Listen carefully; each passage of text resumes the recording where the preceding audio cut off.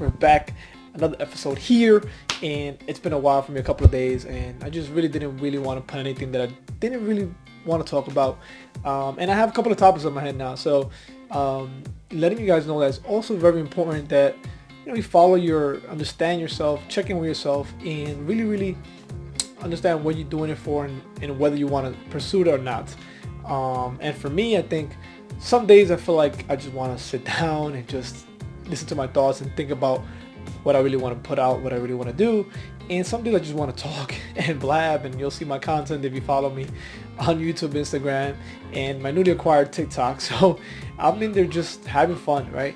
And not really understanding, trying to understand the game itself, just going out there and playing the game, as they say, right? The game of life.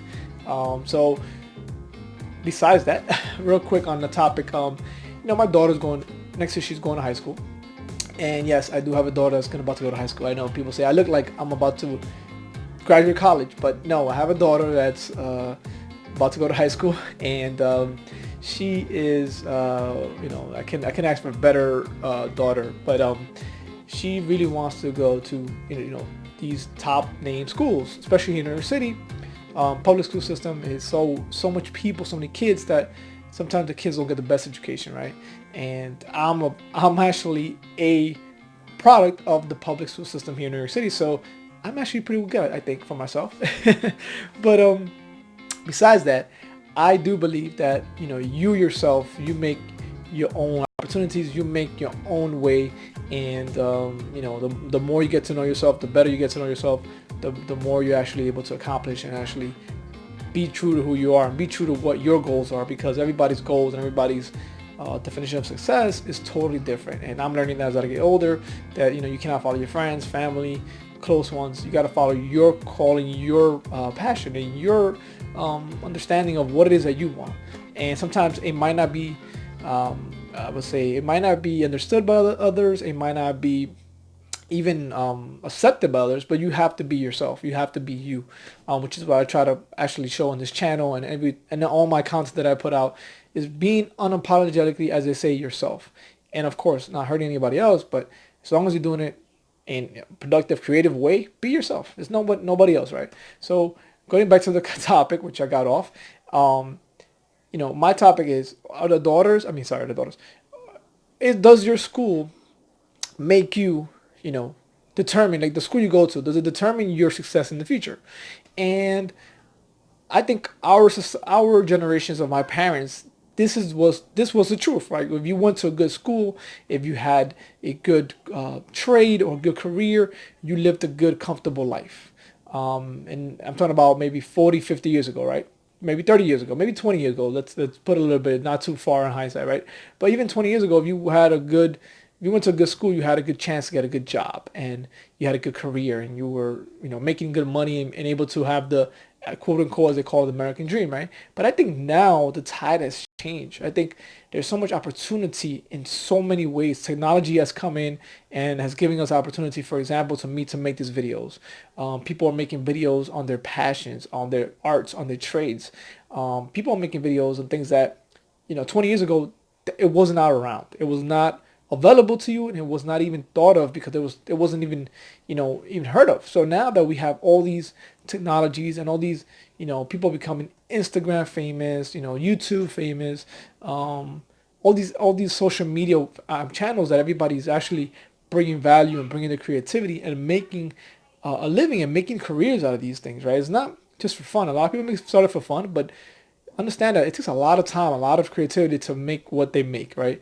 If they're at a grand scale, right? It's not just that they wake up and they just, every day they make it a random thing. They actually start after a certain level. They have teams and strategies and marketing in place in this actual legit business. So understanding to respect that as well. So I think in the grand scale of things, it's a different generation, a different society we live in. So I think schools kind of lose their ability to have that influence that society knew, not a society, but a new generation where creativity is at its peak. Somebody can create something, an app, a brand, apparel, something that brings value to others, and make it a successful business. Make their own way, make their own path, as opposed to, I think, 20 or 30 years ago, you know, there was only one route, there was only one way. People had the same mentality, same beliefs,